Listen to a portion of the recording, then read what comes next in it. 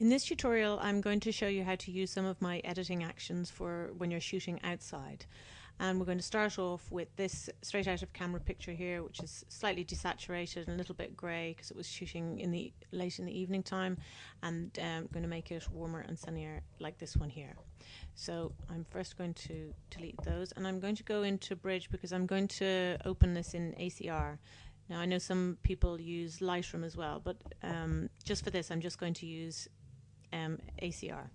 Okay, so we have this like this, and first of all it's lacking contrast and it's lacking a little bit of color. So I'm going to move the blacks first to get a little bit of contrast, and I'm going to move it, keeping an eye on this shadow clipping warning up here, and it's still black, so that's fine. If I move it any further it'll start clipping, so I need to keep it in the safe area.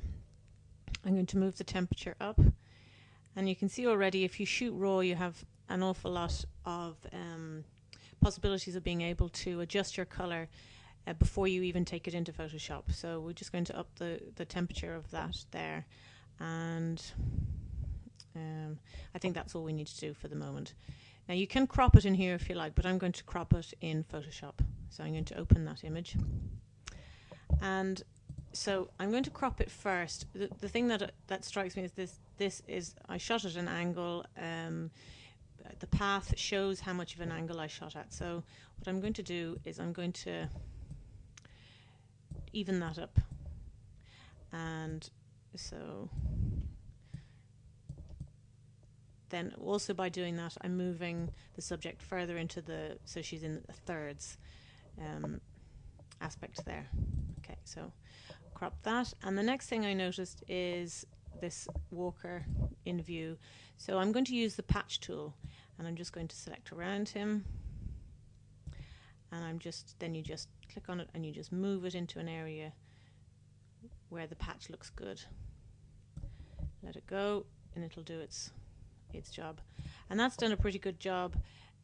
But sometimes when you're using the patch tool near the edge of your picture, it leaves a kind of messy pixels. So I'm just going to get rid of them just by using the clone tool and cloning over just here and there, so it's not too uniform.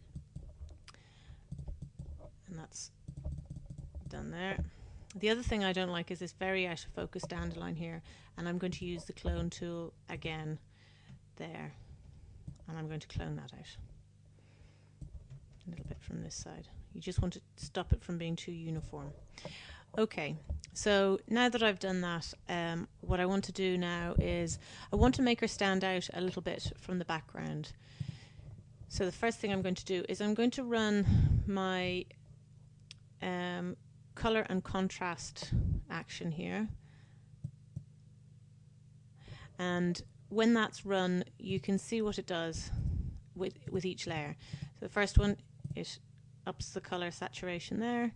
Then there's the brightness. Now when I see on this picture here it doesn't need to be that much brighter, so I'm just actually going to leave that one off, and then with the contrast it gives a nice bit of contrast there.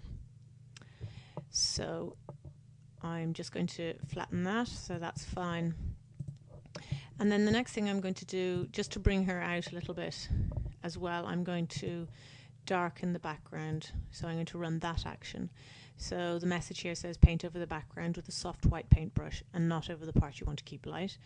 So I can just, with the square bracket tool, I can make that big. Now I have this on opacity of sort of around 50%.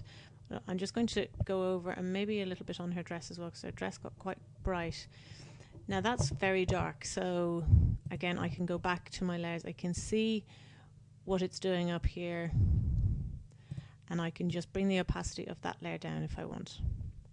So that's what I've done there.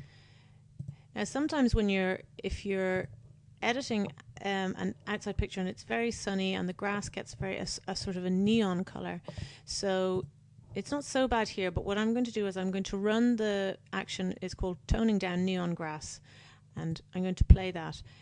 So it says paint over the most yellow parts of the grass with a soft white paintbrush.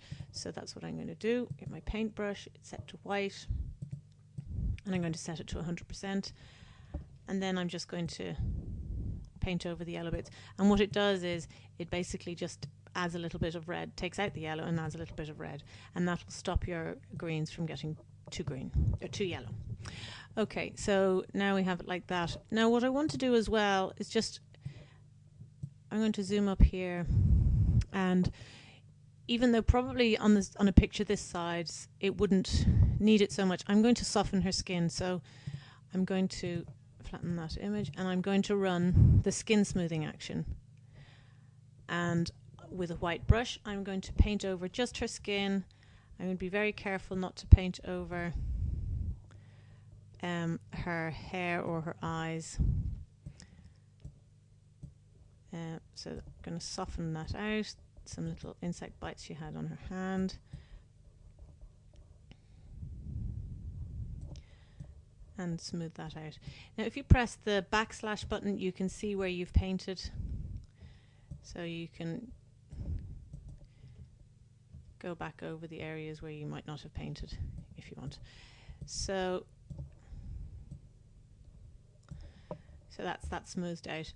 And now what I'm going to do is I'm going to run the eye define action. Let me just flatten those layers, and I'm going to run the eye define. Now the eye define is basically a sharpening tool, so it sharpens not just the eyes but any part that you want to make stand out just a little bit. So I'm going to just paint over these dandelion seeds to make them stand out a little bit in the picture too. So that's what that layer does.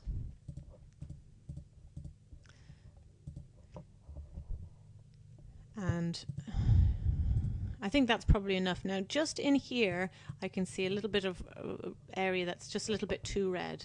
So there's one more action that is useful for that, and that's red skin removal. Now it's just in this one spot, so I'm just going to paint over that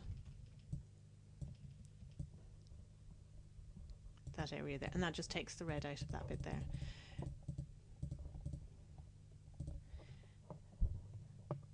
And there's the picture finished.